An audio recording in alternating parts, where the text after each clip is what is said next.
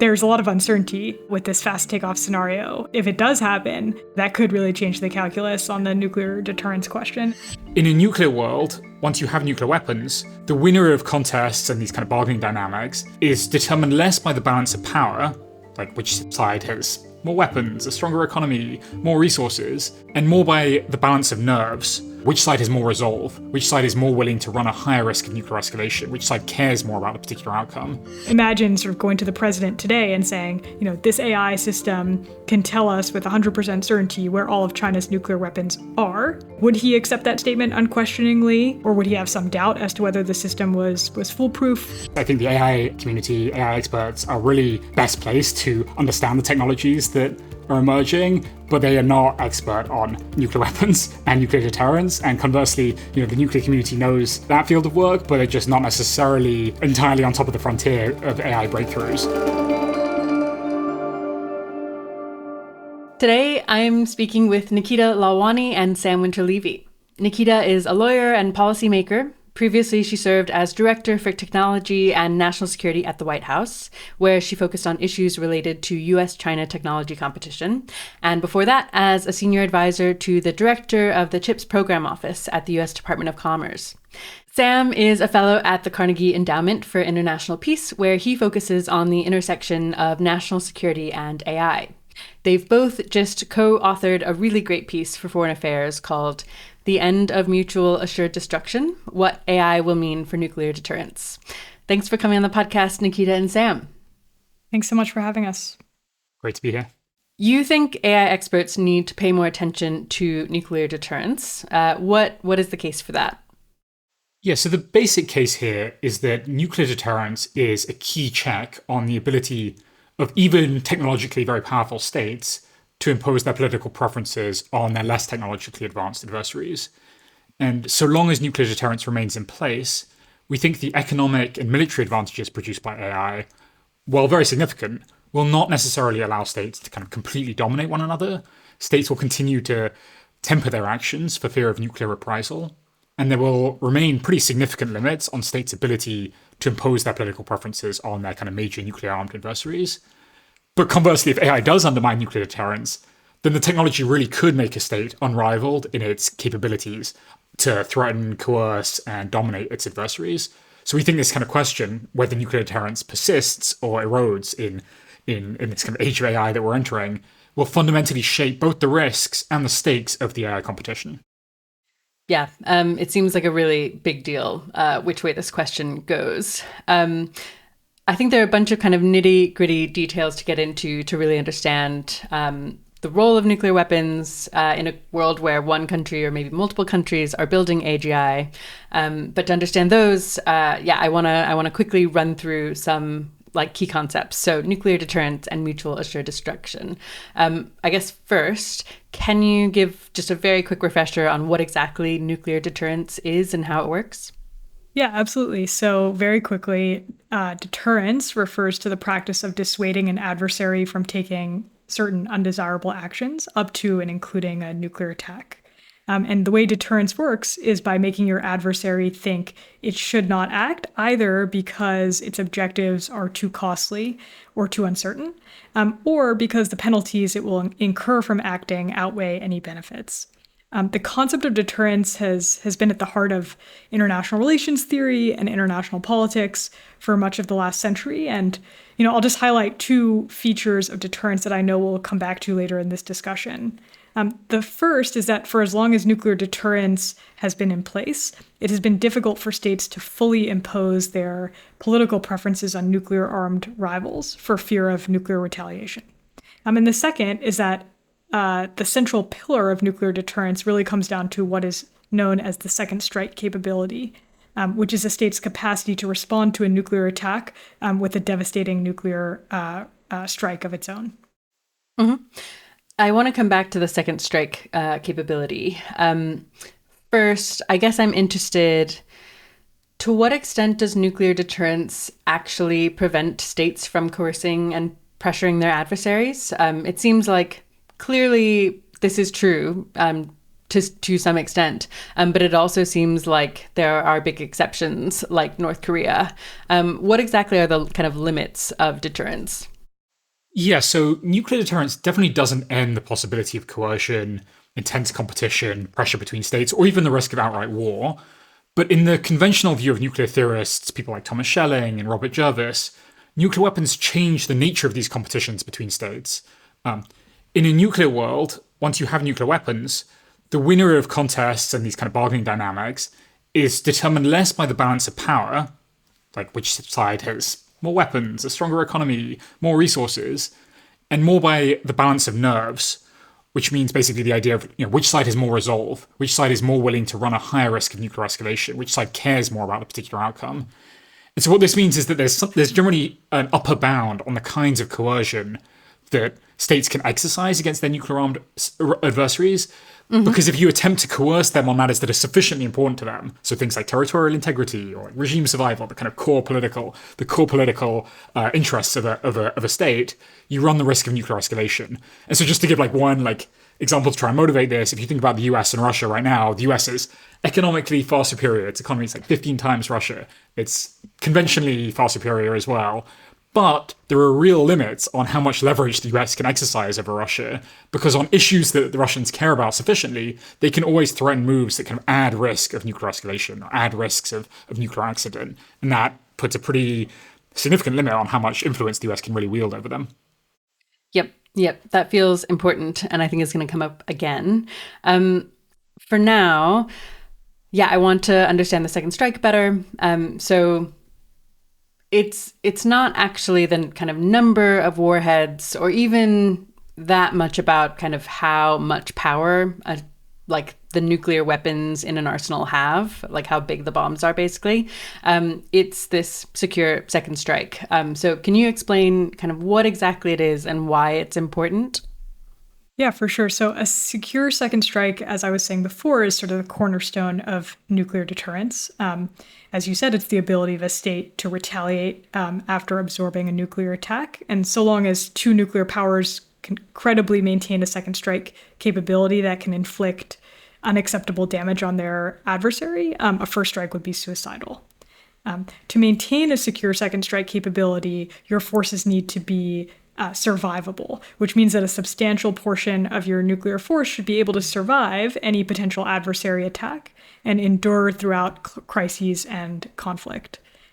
States, by and large, pursue different strategies to ensure the survivability of their nuclear forces. But to take the United States as an example, we have a triad of strategic nuclear forces. So we have land-based intercontinental ballistic missiles, submarine-launched ballistic missiles, which are carried by nuclear-powered submarines, and we have an airborne force of bombers. And there's a lot of redundancy built in and different approaches to survivability. So, for example, keeping weapons in hardened silos or moving them around or making them extremely difficult to find underwater. And we do all this to try to ensure we maintain a retaliatory capability. It might be worth flagging that kind of different countries have emphasized different approaches to securing a second strike capability. So, the US has the triad that Nikita mentioned. UK only has nuclear submarines.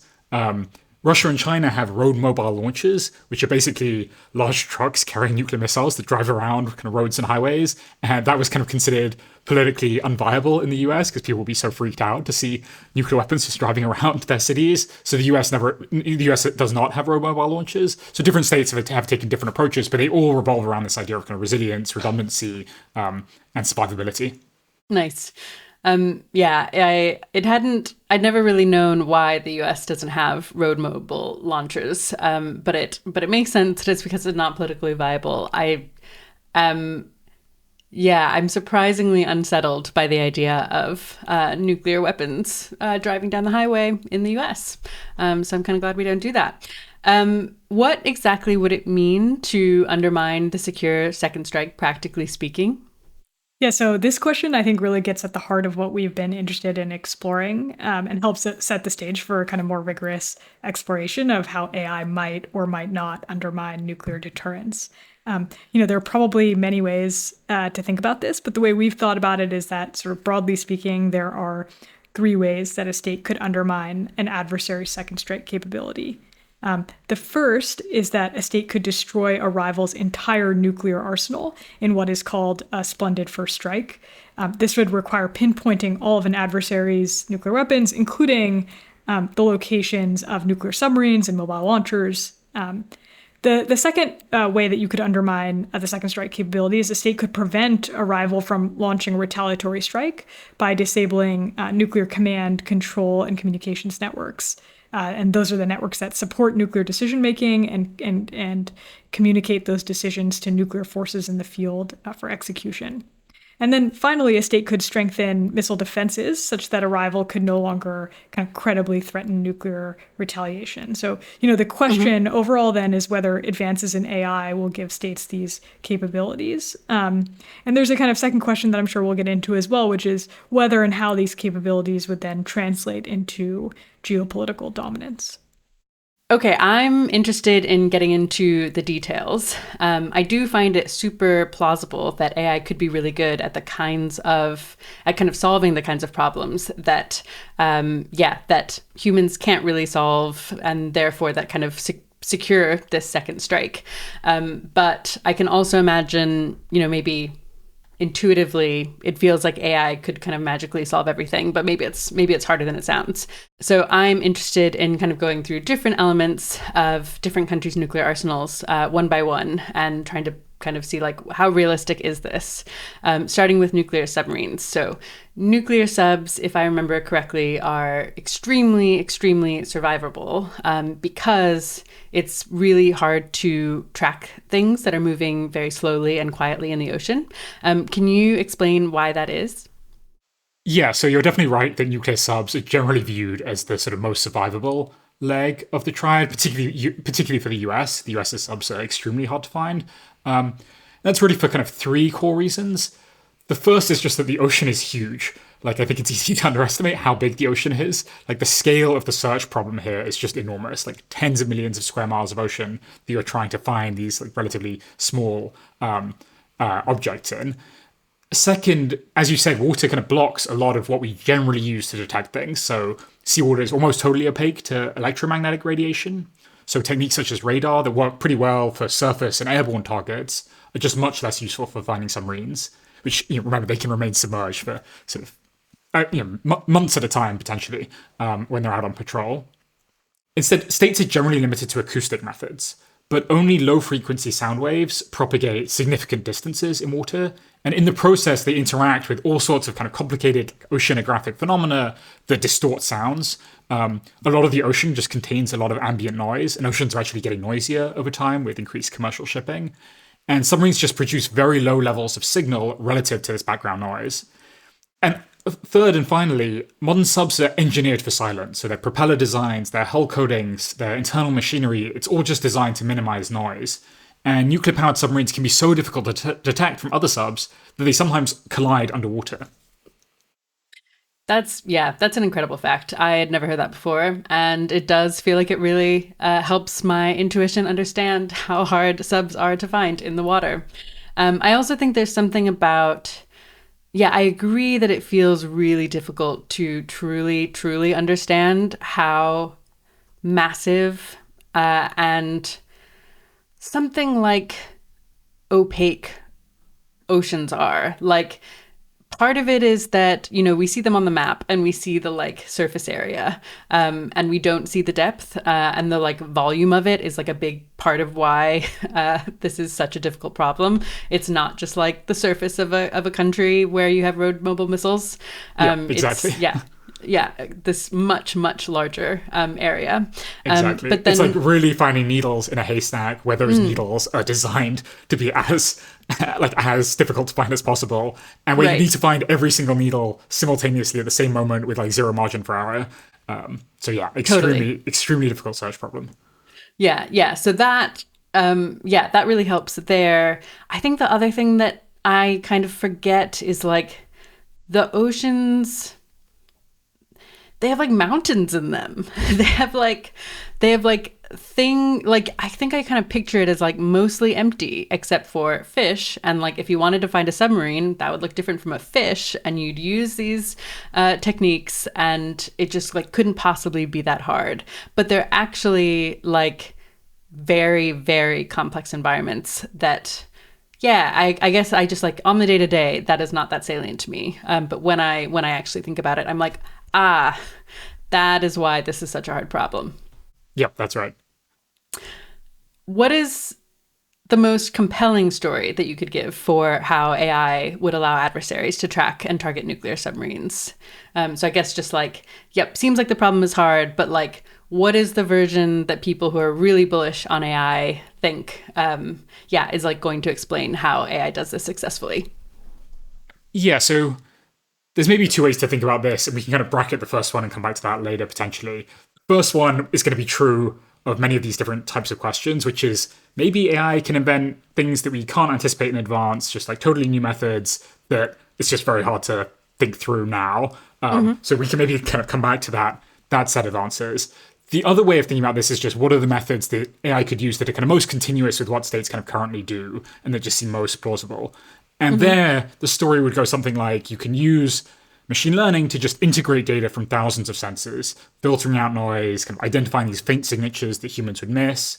In particular, you can use AI to just fuse noisy data from multiple different sensors, including sonar, but also what are called magnetic anomaly detectors. So subs have steel hulls, which means they disturb local magnetic fields, which you might be able to pick up. And then also satellite-based synthetic aperture radar, which might be able to identify kind of very small wake patterns generated on the ocean's surface by passing submarines. So you can fuse all of that data. Maybe you could also use autonomous underwater vehicles that can kind of patrol continuously, coordinate with satellites, and build a kind of persistent ocean-wide surveillance net. And if you combine all of that data with signals intercepts and human intelligence and all these other sources of data that states have, maybe you could use AI systems to kind of track submarines more effectively. And you might also be able to use AI systems to hack into the systems that states themselves use to track and communicate with their own submarines. So I think that's the version of the story that's kind of one plausible version of the story for how states could use AI to track nuclear submarines. Nice, nice. It sounds compelling to me, but also my sense is that there are some reasons to think that this wouldn't actually work.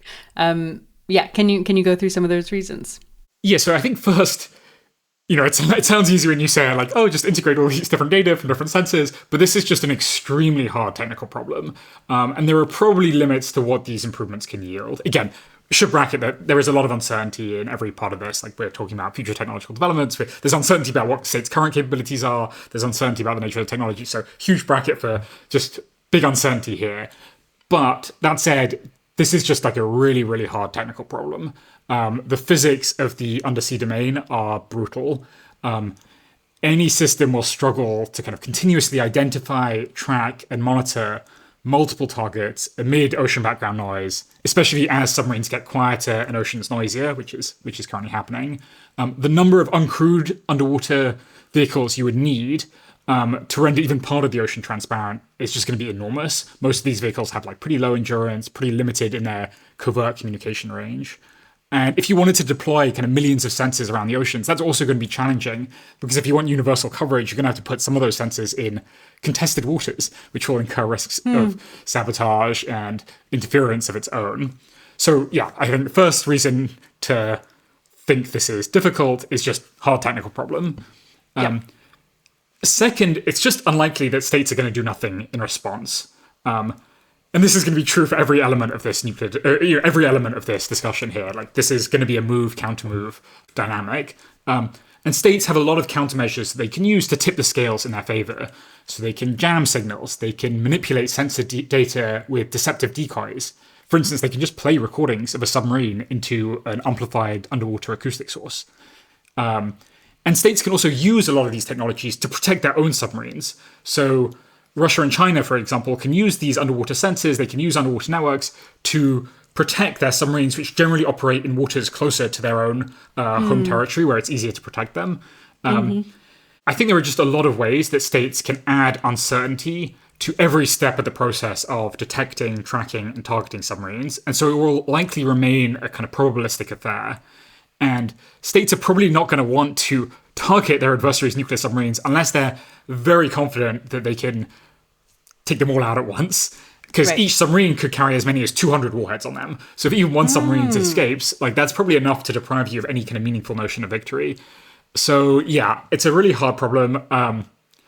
I would just flag, one good recent paper on this is from Tom Stefanik, which I'm sure we can put in the show notes. But in that paper, he goes through a lot of these kind of move counter move scenarios that are likely to play out, and in his view, he thinks that ballistic missile submarines are likely to remain reliable second strike nuclear forces over the next 20 years and beyond. That's his take on this. Okay. Yeah. Okay. So maybe one thing to put a pin in is this assumes that progress is meaningful, but not so fast that an adversary won't have any time at all to respond and build up some kind of defense capability that's meaningful. So yeah, pin in that, and maybe we'll talk about some scenarios where actually progress is too fast for adversaries who don't have AI or AGI to respond to. I guess in the world where there is this, where things are moving at a pace where countries can respond with kind of countermeasures, is it plausible that there is still a sudden enough breakthrough in something like acoustic modeling or real-time data fusion to create kind of a short-lived kind of offensive window where nuclear subs are identifiable, and maybe it doesn't need to be forever. It's just if there's a window, a state could choose to use it, knowing with some confidence that their adversary hasn't been able to build up defenses yet. Yeah, so it's possible. Maybe one interesting piece of history here is that there were periods during the Cold War, particularly during the 60s to the 80s, where the US was actually pretty good at tracking Soviet submarines. That was partly for reasons of geography and partly for reasons of technology. So Soviet submarines weren't as quiet as American ones, and they also had to pass through very narrow choke points. In particular, most famously, the gap between Greenland, Iceland, and the UK. They have to pass through these narrow choke points to get out to the open ocean. And so there was this window where the US Navy was actually pretty good at tracking Soviet submarines.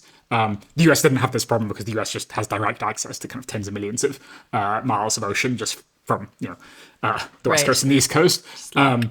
So it is possible that you get windows where states will feel more confident at different times. But again, it kind of comes back to this whole issue here, which is just the level of confidence you need and the degree of redundancy, the degree of different systems that you need to take out simultaneously. It's not just enough to get significantly better at tracking another state's submarines. You need to know that you have every submarine and then every road mobile launcher and every ICBM, which I'm sure we'll come on to in a little bit. So definitely don't want to rule out the possibility of windows emerging, and we can kind of come on to that later. But it remains a just very, very challenging situation where states are likely to be spending a lot of resources kind of staying on top of this problem. Okay, yeah. Okay, let's come back to kind of the uncertainty and actually what would countries do if they even thought maybe they had these kinds of opportunities. Let's move to road mobile missiles. So, you said in China and Russia, there's more of an emphasis on road mobile missiles, which again sounds actually really terrifying if that's a place where you live. What makes these so hard to find? Yeah, so the basic story here is very similar to what Sam was just talking about with submarines. Road mobile launchers like subs are concealed, camouflaged, and they don't stay in one place for very long. They're carried on vehicles that can hide under netting, under bridges, in tunnels, and they're driven from one concealed location to the next. Taking a step back, the survivability of these launchers really depends on the competition between sort of a hider's ability to keep them concealed and on the one hand, and a seeker's ability to locate and track them on the other. And at least historically, hiders have had some real advantages. They can send mobile launchers to remote locations. They can move mobile launchers in short bursts at times that are selected specifically to make them difficult to track. So, for example, at night or under extensive cloud cover. And finders, by contrast, have to overcome several obstacles. They have to track all mobile launchers kind of deep within enemy territory. During a crisis, they'd have to find the launchers and destroy them all more or less simultaneously in coordination with attacks on the rest of a country's nuclear forces. And then they'd have to do all of this over a relatively short period of minutes or hours, all while the adversary is kind of doing everything it can to thwart surveillance and information gathering capabilities. Yeah. So, that both sounds extremely hard, and also, again, have this Oh, this just sounds like the perfect problem for AI to solve. And maybe can you start actually by laying out that case, the case that that like plausibly AI has a shot at this? Sure, yeah. So in many ways, this is a kind of proven application to AI systems. The United States probably already has large amounts of data from satellites, signals intercepts, aircraft, and so on. But that data currently kind of outpaces the ability of human analysts to digest. And states probably also have a significant stock of images of these mobile launches. So many of them are just paraded in public through Beijing. Like you can find images on the open source, of these launches, along with information about their signatures, how fast they drive, and their weight, and so forth. You could plausibly use these images and these signatures to train machine learning algorithms to just dramatically speed up the processing of intelligence to make it easier to conduct operations against these vehicles. So in many ways, this is, like you said, this is sort of a classic pattern recognition within a big data set type problem that in many ways could be suited to AI. And the key thing here is that AI can reduce the area you need to search dramatically, and similarly reduce the area you would need to attack by orders of magnitude potentially. Because just to kind of bring home what this entails, in most of the kind of modeling on this, the unclassified modeling, once you find these launches, you then basically just bombard that area with nuclear warheads of your own. So states only have so many nuclear warheads, so you have to kind of pick your targets relatively carefully. And so if you can use these AI systems to kind of dramatically shrink the search area and the targeting area, it could plausibly increase the possibility that you can pull off a splendid first strike with a nuclear first strike of your own against these mobile launches. Yeah. Okay, so that's the case 4. What options would the defending countries have for keeping their road mobile launchers hidden? As with every element of nuclear deterrence, there are likely to be sort of move-counter-move reactions. There's another great paper that we can put in the show notes. Thomas McDonald, previously at Carnegie, now at Lawrence Livermore. He has a great recent paper on this where he describes some of the countermeasures that hiders could adopt to keep their launchers hidden, some of which are very straightforward and sort of low tech, and others of which are more complicated. Most simply, hiders can sort of adopt old-fashioned low-tech solutions, for example, covering roads with netting, or constructing decoys, decoys being vehicles that are made to look and act like mobile launchers, but aren't actually mobile launchers. And, that would both increase the number of vehicles finders have to monitor and potentially strike, and decrease their certainty of any given detection. More dramatically, in a crisis, states could use anti-satellite weapons to destroy or impair satellites, which would, create holes in coverage that hiders could exploit to then move their launchers. This would obviously be a provocative measure, so less likely during peacetime, but could be used during a conflict scenario. The big picture here is that, although it's impossible to predict exactly how states will react, there are kind of countermeasures available to them. And if they care about the survivability of their mobile launchers, they have every incentive to use them. Of course, finders can then innovate as well. So one might expect a kind of countermeasure cycle that could potentially lead to greater instability. Yeah, I mean, maybe one thing to take away just from this whole section is that although AI systems may make it easier to track submarines and to track road mobile launches, defending states have a lot of options that they can take to try to shore up the survivability of their second strike capabilities, or at the very least to inject enough uncertainty into the belief of a state that might be considering launching a first strike that they're going to think very, very hard about doing so. And many of those options available to them do not require equivalent levels of technological sophistication. Many of these are pretty low-tech measures to just massively expand the search area or massively increase the number of options you would need to target through things like making your launchers drive faster. That's not like a high-tech move, but it can make it can make launching a first strike just significantly more difficult to pull off. Yeah, I do think that the low techness is striking to me. Like, it doesn't have to be the case that other countries have AI as good as, kind of the leading country.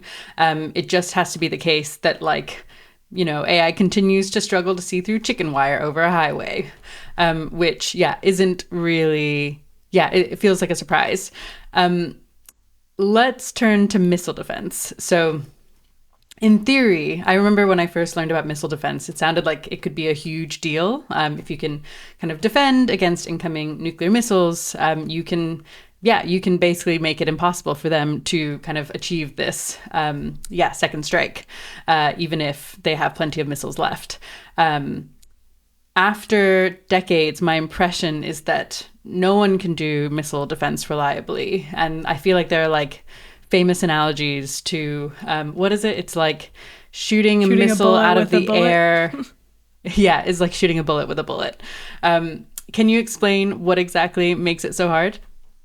Yeah, so missile defense systems must kind of do the nearly impossible, which is detect a launch, track potentially hundreds of missiles traveling through space at 20 times the speed of sound, estimate their future trajectories, and destroy them with interceptors, all in less than 30 minutes, which is the rough flight time for most land-based missiles from traveling between the United States and Russia or China. This was actually, I think, just dramatized pretty effectively in House of Dynamite, the new Catherine Bigelow movie on Netflix. As some others have pointed out, it's likely that U.S. missile defense would ultimately be effective against a lone ICBM, but its hit rate would fall dramatically if faced with a sort of barrage of missiles. As you say, missile defense has sort of been likened to trying to hit a bullet with a bullet. In actual fact, it's probably a little bit easier than that. Hitting a bullet with a bullet is obviously incredibly difficult, but it's still very, very hard.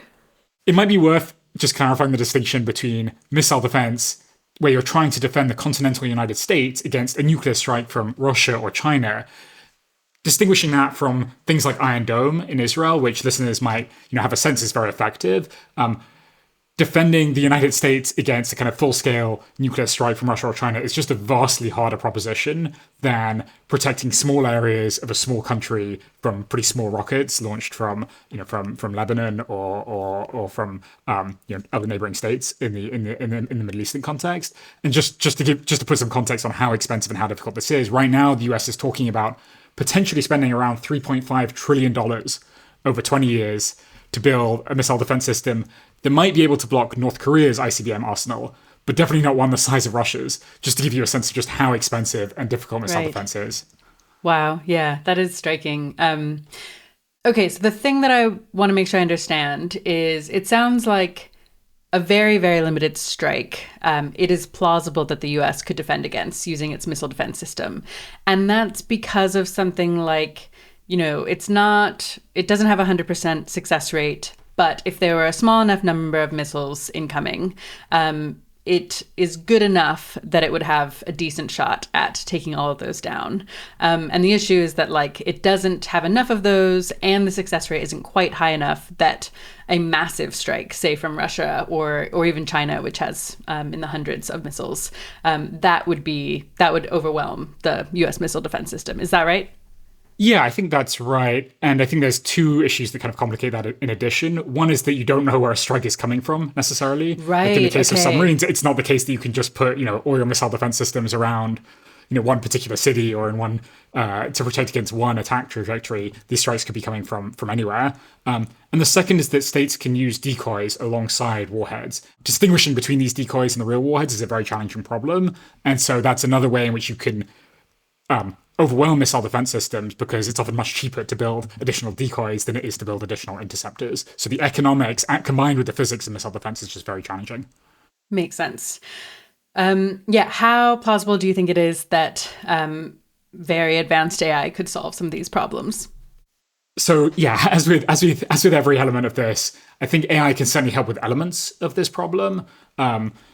Software advances can make it easier to predict a missile's trajectory and speed up decision-making once you detect a launch.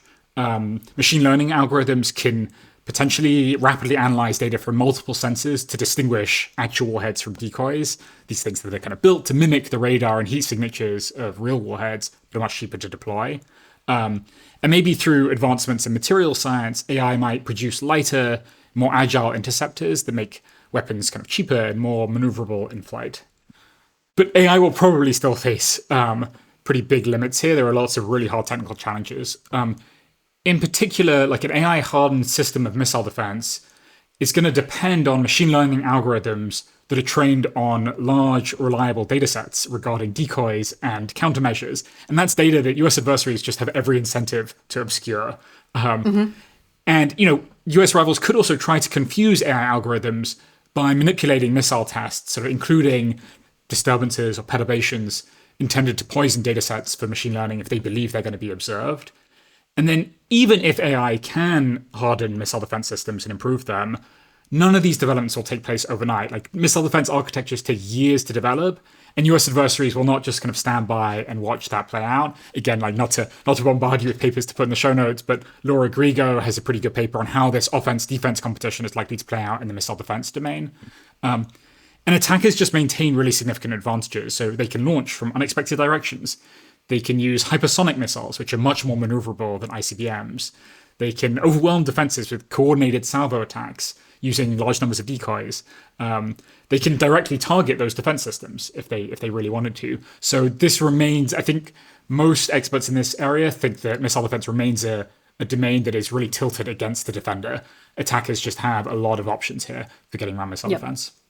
And I think one last thing to note is, like, even in a world where you have perfect missile defense, so unlikely world, but even if you're in that world, I think states can still resort to kind of more creative delivery methods. So they can use uncrewed undersea vehicles released from submarines near important ports. So Russia is already developing exactly this type of kind of exotic means of nuclear delivery. They have this nuclear-powered autonomous torpedo called Poseidon, capable of traveling supposedly thousands of miles. And states could also try and kind of smuggle or pre-position small nuclear devices in enemy territory, along the lines of the sort of recent Ukrainian attack on Russian airfields, where they kind of smuggled in weapons deep into Russian territory. So even with perfect missile defense, states may still have options to kind of to deliver nuclear weapons if they really want to. Okay, so that's missile defense. The last big question mark is around nuclear command control and communications. So in theory, one country could undermine an adversary's ability to launch a second strike, kind of not by finding their adversary's hidden nuclear weapons or kind of solving the problems of missile defense. What are the key components of nuclear command, control, and communications, and how do current nuclear powers currently keep those components survivable? Yeah, so as just a quick refresher, nuclear command, control, and communication systems are designed to monitor the conditions of nuclear forces, develop and update nuclear plans, gather and understand information about adversary forces and possible targets. In the context of an attack scenario, NC3 must enable decision makers to assess information, consult with other parties, and then direct U.S. forces and personnel to implement sort of nuclear decisions. To do all of this, NC3 infrastructure, at least in the United States, consists of more than 150 different systems, including infrared satellites that look for the hot flare of missile launches, ground-based early warning radars, air surveillance radars, nuclear detonation detectors, fixed and mobile command centers, and then communications facilities, both ground-based and space-based, that connect civilian leadership to U.S. military forces and others. Many parts of the NC3 system are sort of already vulnerable to attack, and we should definitely talk more about cyber vulnerabilities here. But the basic way that states have tried to keep their systems survivable is by building in resilience. So, for example, some command bunkers are buried like 700 meters underground, which is deep enough to survive even a direct hit from a large nuclear weapon. In space, nuclear powers have sent hundreds or thousands of satellites into orbit. And in the air, the curvature of the Earth limits the distance at which surveillance radar can sort of track airborne command posts. Okay, so in theory, how might AI get closer to decapitating an adversary's command and control systems? I guess it seems like at least some of these components seem just like pretty invulnerable. Like, it's hard to imagine how AI solves this problem of a nuclear weapon not being able to reach a very, very hardened bunker. What's the best case? I think AI might make it easier to track some of the kind of mobile command posts on land. It might make it easier to more precisely target airborne command posts. Maybe AI-enhanced anti-satellite weapons could make it easier to target satellites that provide early warning of incoming nuclear attacks. But other aspects of states' nuclear command and control systems are pretty immune to, or are pretty robust against, AI developments in particular. For instance, bunkers that are 700 meters underground, tracking them is not the problem. The problem is that even if you drop a nuclear bomb right on top of them, they're likely to survive. So that part of it seems less vulnerable to AI breakthroughs. I'd say the kind of biggest area of uncertainty and the most plausible pathway through which AI could have an impact here is the cyber domain. So you could envisage sophisticated cyber operations just supercharged by AI that might allow states to penetrate a rival's command and control networks, disable early warning systems, disrupt the transmission of orders. Huge uncertainty here about assessing this, but potentially there are vulnerabilities that could allow one state to penetrate another's nuclear networks, and those potentially already exist. Right. Yeah, I'm interested in that because it does seem like if there was enough redundancy with digital and analog parts of the system, this cyber thing wouldn't be decisive. But maybe there are kind of entire components that have been made digital and where there just like aren't analog kind of redundant components anymore. Yeah, so I think there's definitely going to be redundancy. I mean, maybe one way you could think about cyber here is that it potentially buys time in coordination with everything else you have to do. So potentially you can delay a state's response, and that might give you time to track their submarines and track their mobile launchers. And so even buying time there may be helpful. But as you said, states invest a huge amount in resilience and redundancy in different systems that run on different frequencies and use different software to the extent that they even use digital technology at all. So yeah, I think resilience and redundancy are going to be baked into most aspects of a state's command and control systems. Yeah, okay. And then I guess the other thing that sticks out to me here is that cyber in particular feels like a place where AI is having a big impact already and will probably have an even bigger impact than I don't know, like other parts of this triad question. Sure, though it's worth maybe flagging that the question of whether AI will ultimately benefit cyber defenders or cyber attackers is obviously a kind of big open question, big arguments on both sides there, but states will almost certainly use AI systems to try to shore up their cyber defenses as well. Mm-hmm. Okay. And what defenses might keep nuclear command, control, and communications survivable? Yeah, so I think the key challenge here, as with almost every part of the splendid first strike that we've been discussing, is that a state needs to destroy really as much of every component of nuclear command and control at the same time with as little warning as possible. And so that's the kind of key thing that makes this like such a hard challenge. And as we said, a few kinds of these assets, really deep bunkers, command and control aircraft, those are so difficult to destroy or disable that they're likely to remain survivable, even given plausible improvements in strike capabilities. I think the cyber domain is the hardest to assess here, what the defenses would look like. Vulnerabilities almost certainly exist, but so do defenses, so do patches. And I think there are still going to be big challenges for an attacking state in the cyber domain. You can just name three quickly. I think first, nuclear-armed states are just likely to expend a ton of resources trying to defend their NC3 systems, which are probably among their best protected networks. They'll use multiple redundant networks, they'll use different software, they'll use their own AI cyber defenses. Second, cyber ops would probably require kind of persistent access to an adversary system. But whenever you have persistent access, that risks detection and possible retaliation. Anything that looks like a cyber attack on another state's nuclear command and control systems could trigger this whole escalatory spiral that states are going to want to be very cautious about. And third, and this is kind of a recurring theme with a lot of these elements of a splendid first strike, it's very hard to test how well your malware actually works here in a counter NC3 campaign. Like, you can't test it against the actual target networks because that might look like the beginning of a splendid first strike. So you'll need to use kind of virtual or perhaps even physical models of the target. But all those simulations will only be as good as your available knowledge. And given how secret and classified and protected these networks are, your knowledge is going to be limited. So this testing issue, I think, it affects every part of this. Like, you can't test pulling off a splendid first strike against every nuclear submarine, but you also can't test it in the cyber domain. Yeah, taking half a step back, even if you do destroy a command and control system, it may not be enough to kind of prevent retaliation.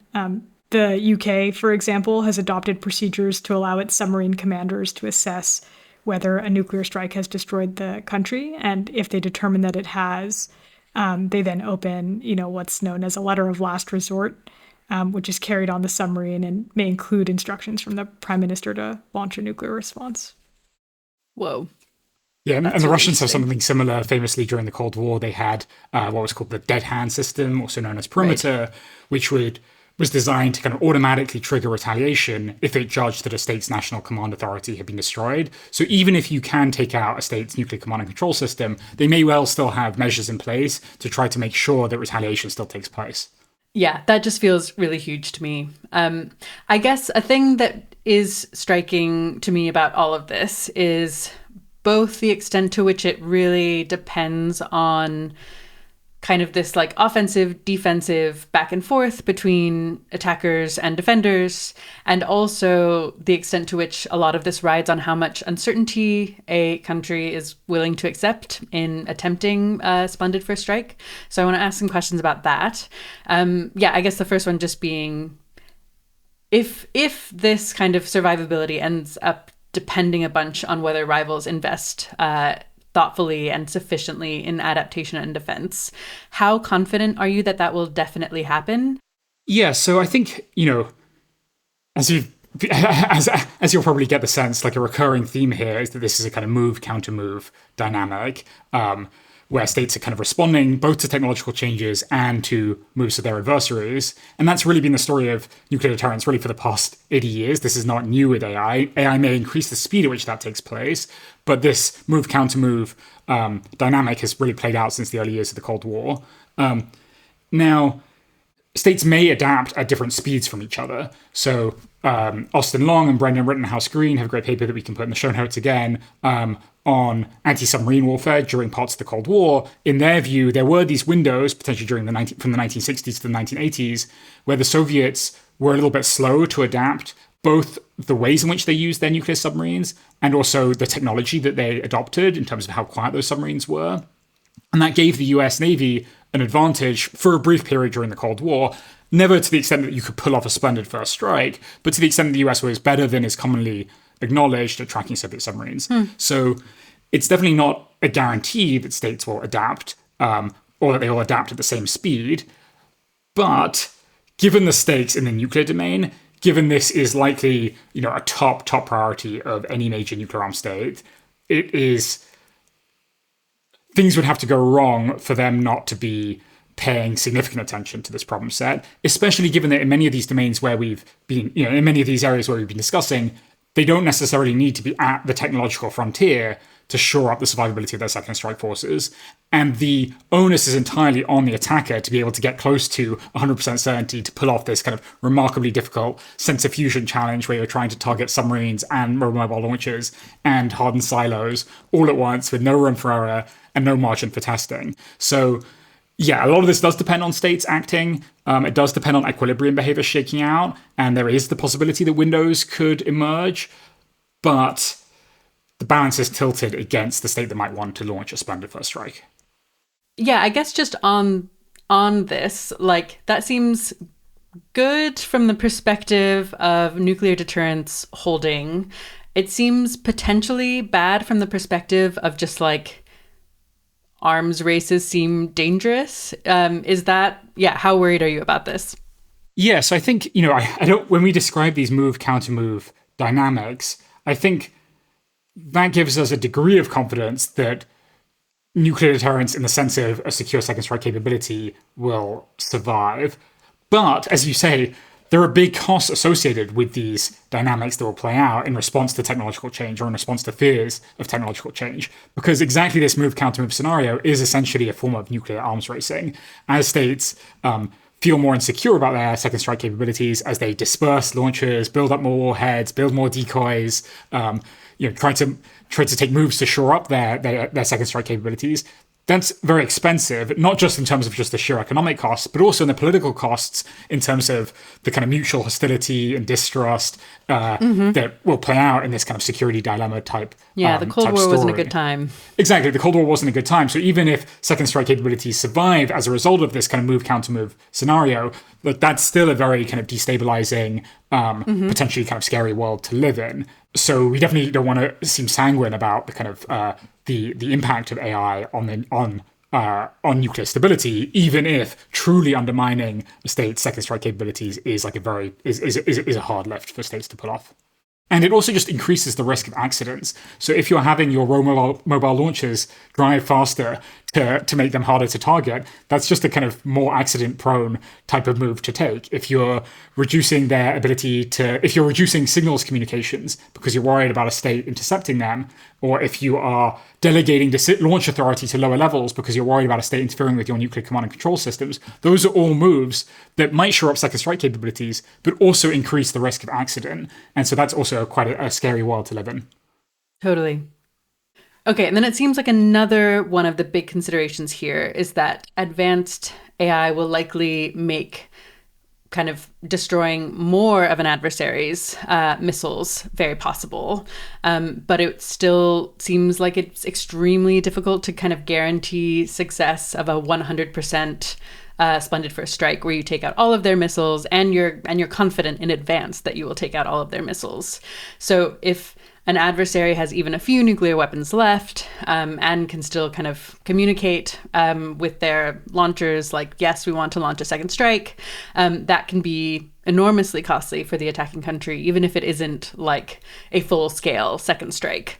So how close to a splendid first strike could a country get? I guess both in terms of, kind of like percent of arsenal destroyed, and also in terms of like being confident enough in advance to being willing to take on this risk? Yeah, so maybe the question here is how important, even if you can't take out 100% of an adversary's nuclear arsenal, how important is it if you can get much closer to 100% than in the absence of AI capabilities?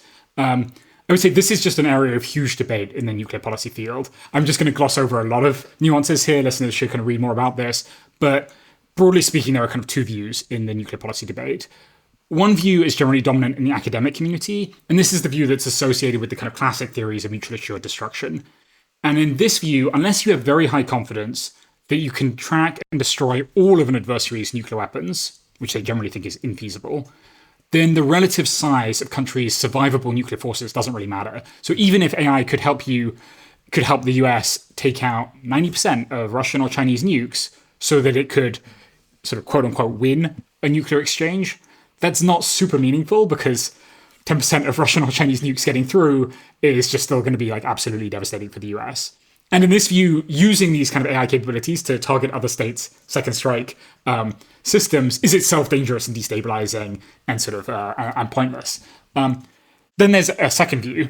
This view is generally known as the kind of damage limitation approach. It's long been US government policy and received some support from the academic community, but is but more limited support there. And in that view, it's generally seen as good strategy to deliberately hold at risk an adversary's nuclear forces in an attempt to limit the damage they can do to you. And in this view, there really is a huge difference between losing 2 American cities and losing 20 American cities.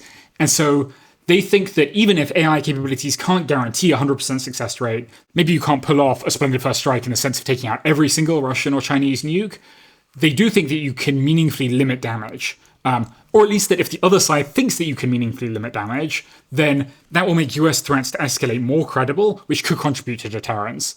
So this question of kind of what meaningful damage limitation is, like ultimately that's not a technological question, that's a political one. And that's going to be, it's going to be very difficult to define that ex ante, like what will constitute unacceptable damage to a nation state. And it's going to depend on the stakes and the leaders and psychology and all sorts of factors that it's hard to reason about in advance. But I would just say this is like a live area of debate in the nuclear policy field. Yeah, I do find it pretty compelling that a 300 nuclear weapon attack is extremely different to a 5-weapon nuclear attack. And if a country could take out 295 missiles with reasonable confidence, and I guess reasonable is still very, very high because of the stakes, I can imagine that being a pretty different decision to opening oneself up to that 300 missile attack. So that does feel like a pretty important cruxy debate. Pushing on, let's assume that AI does enable states to find all of an adversary's nuclear weapons, so like a proper splendid first strike. Would we expect a state kind of with that capability to be able to impose its will on other states? Yeah, so I think this is a really important question because it sort of gets at a lot of the inherent uncertainties here and also the difficulties of predicting whether and how technological advantages will give states decisive strategic advantages. We could probably have a whole discussion just on this, but let me just offer a few observations. The first, to make the somewhat annoying move of sort of fighting the hypothetical, I just think it's sort of hard to imagine a circumstance where a state has 100% certainty that it knows the location of all of an adversary's nuclear weapons.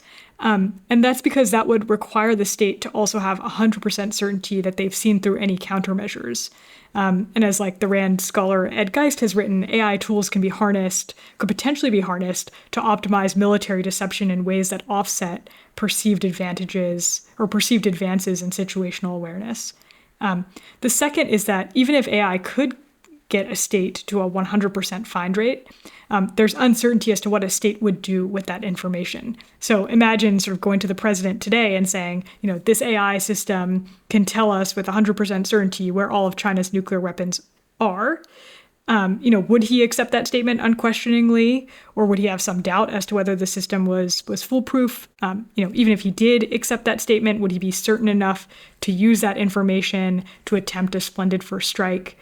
Keep in mind that these are not capabilities that can be tested in advance. So there is sort of a lot of, I think, uncertainty there.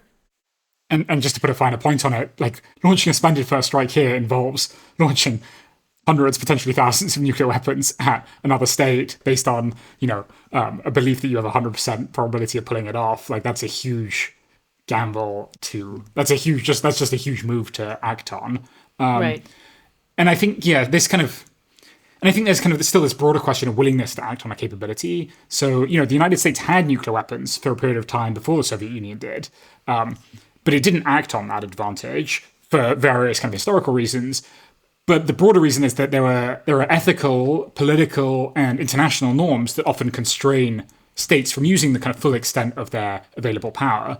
So US leaders at the time did not think the public would tolerate launching a preemptive nuclear strike on the Soviets. They didn't want to trigger another war. They didn't want to be seen as the aggressor in a new conflict. So there are a bunch of other considerations that might continue to constrain states' capabilities, even in a world where a state had the potential to pull off a splendid first strike.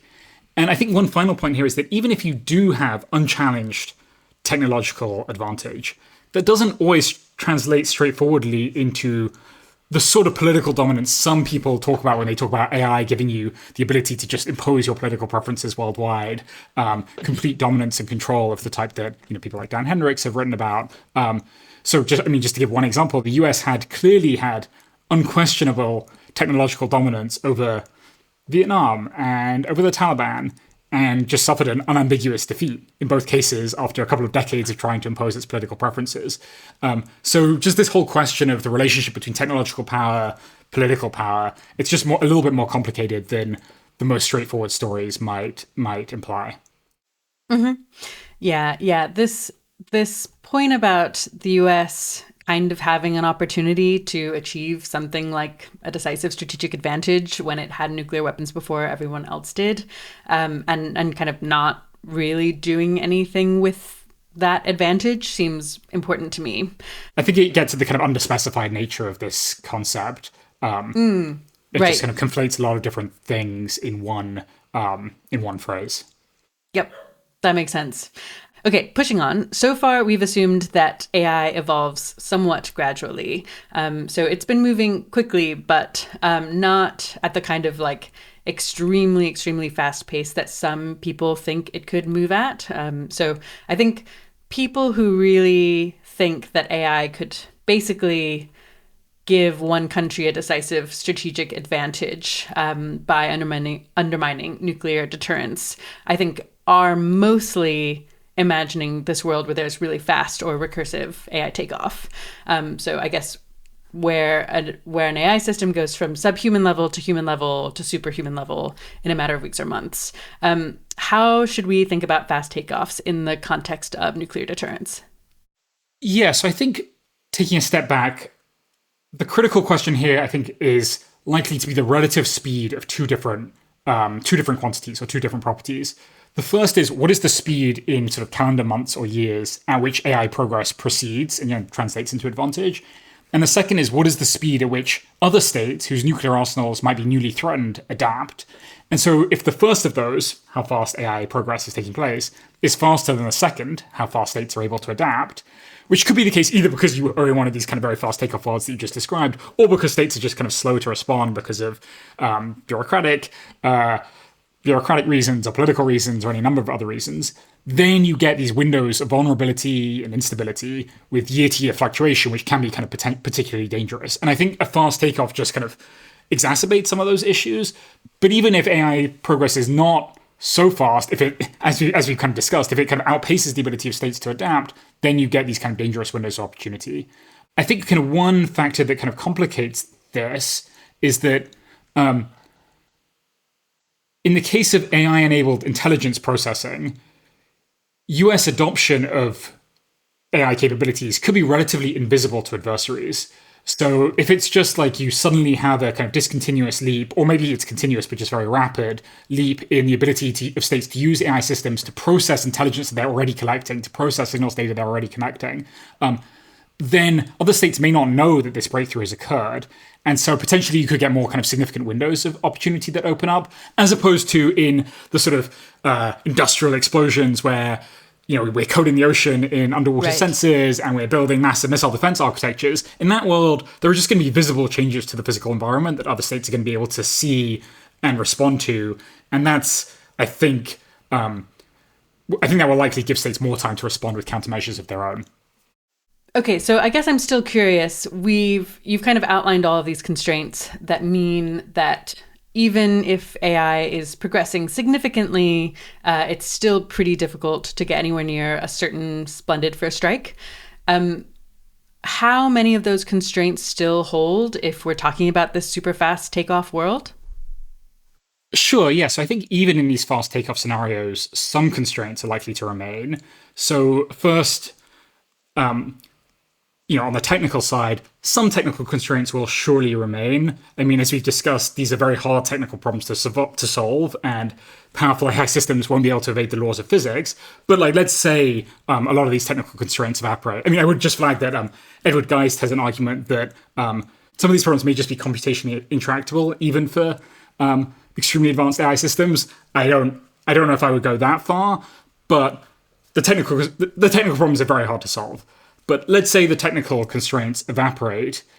There are still going to be a lot of political and institutional constraints that remain that will slow a state's ability to respond. Because even if technology changes overnight, states don't generally integrate advanced technology at the same speed. That rarely takes place. Doing the kind of testing that you need to do, updating doctrine, updating bureaucratic systems, all of this stuff takes much longer in general than just a technological breakthrough.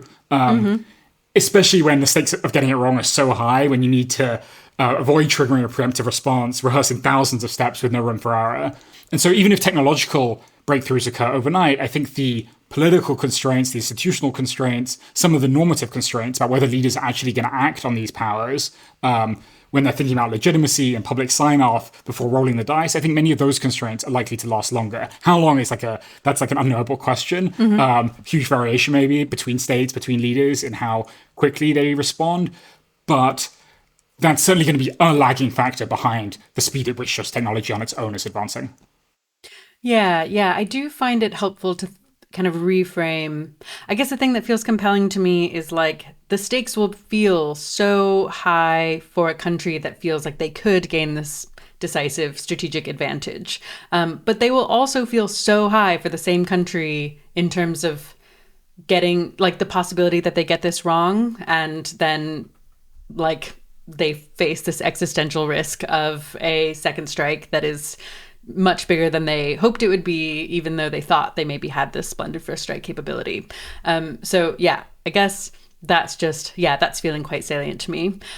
That latter risk is just much more salient and visible. States know what nuclear war looks like. I think knowing what living in an AGI world where another state has won this race, I think there's just so much more uncertainty about what that looks like, whether it really is that bad an outcome. There's just huge uncertainty there.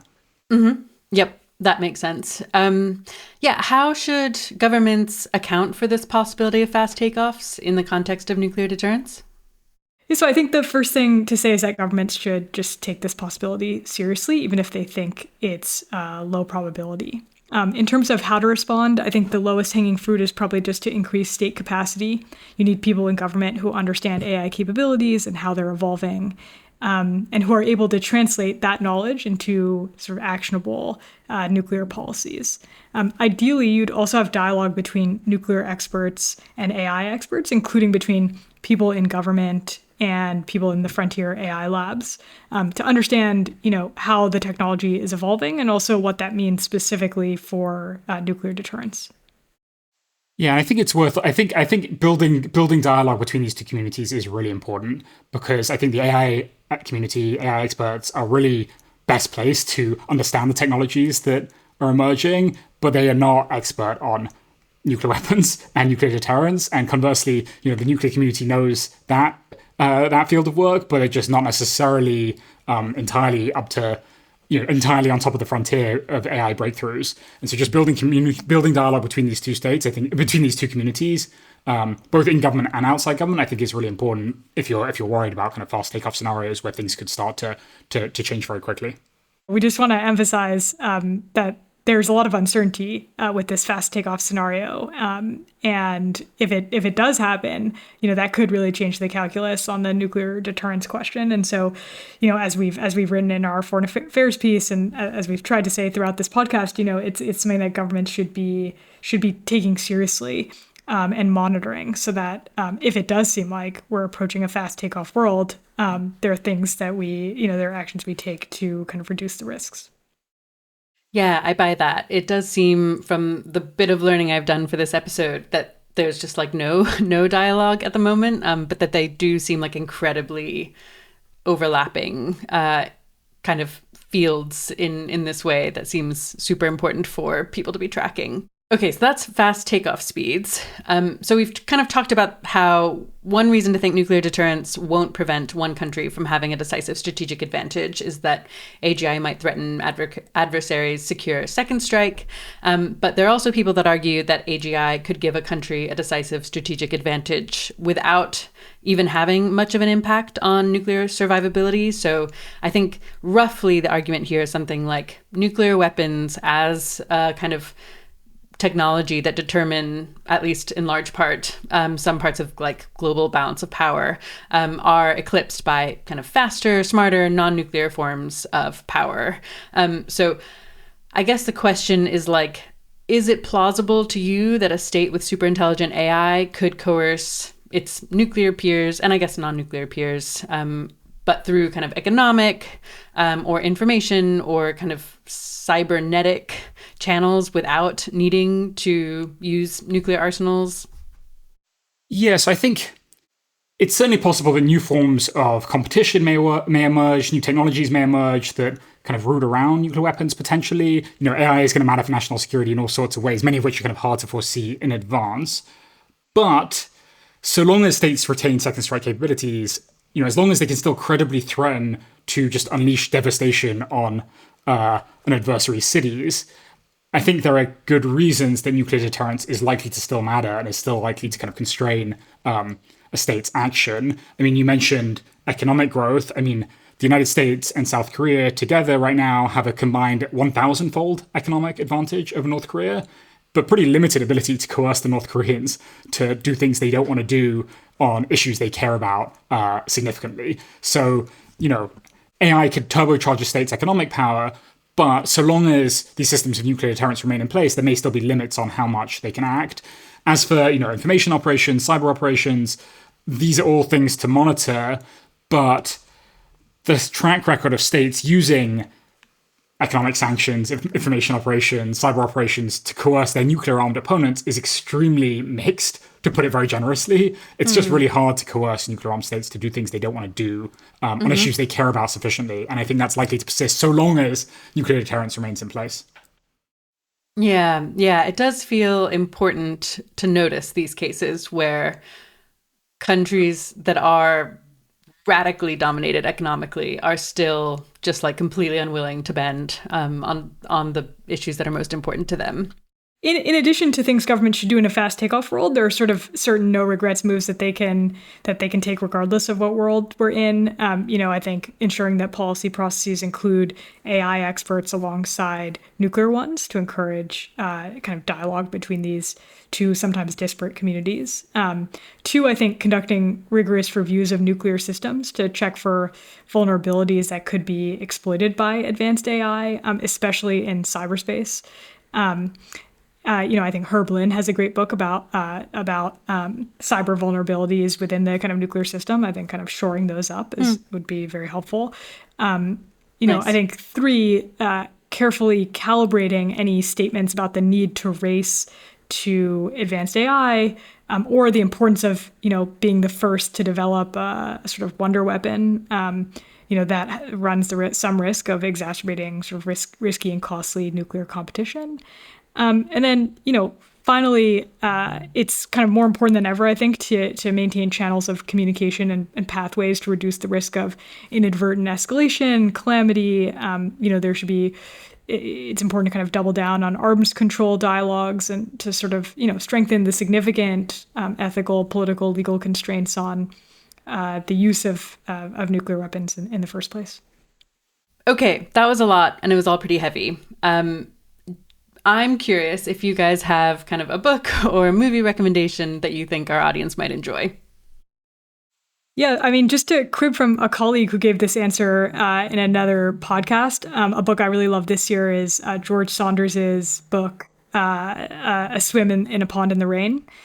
He basically takes 5 short stories by Russian short story writers and then writes essays about those stories. And I think it's just a sort of wonderfully human endeavor, telling stories about the world and then trying to understand them. And it ends up being this really beautiful, I think, meditation on kind of the value of reading and writing and sort of just understanding how human beings kind of think and operate in the world. So would highly recommend that book. Nice. Okay, great. And maybe I can just give one TV recommendation, which is a British TV show called The Up series, which basically started in the 60s, and they follow a group of kids. This is my favorite. Yeah, we love it. Sorry to interrupt. We're obsessed. I mean, it's the first episode in this show is called 7 Up, and they get a group of 7-year-old kids in the 60s, I think in the 60s, and then they check back in on them every 7 years. So 7 Up, 14 Up, 21 Up, and you just see all the way through to I think 63 Up is the most recent one, and you just see these people's lives unfold over the course of many hours of documentary footage, broken down into these kind of 7-year increments, and there's just like so much humanity conveyed by just the passage of time and the stuff of life that these people's lives are filled with, even if they're not like super dramatic lives, but you just realize how much sort of drama and tragedy and triumph is in every individual's life. Yeah, I could not recommend that series more highly to Massive Plus One. And also I could talk about it for hours, but we have used up all of the time we have. So thank you so much for coming on. My guests today were Nikita Lalwani and Sam Winter-Levy. I really appreciate it. Thank you. Thanks so much for having us. Thank you so much for having us.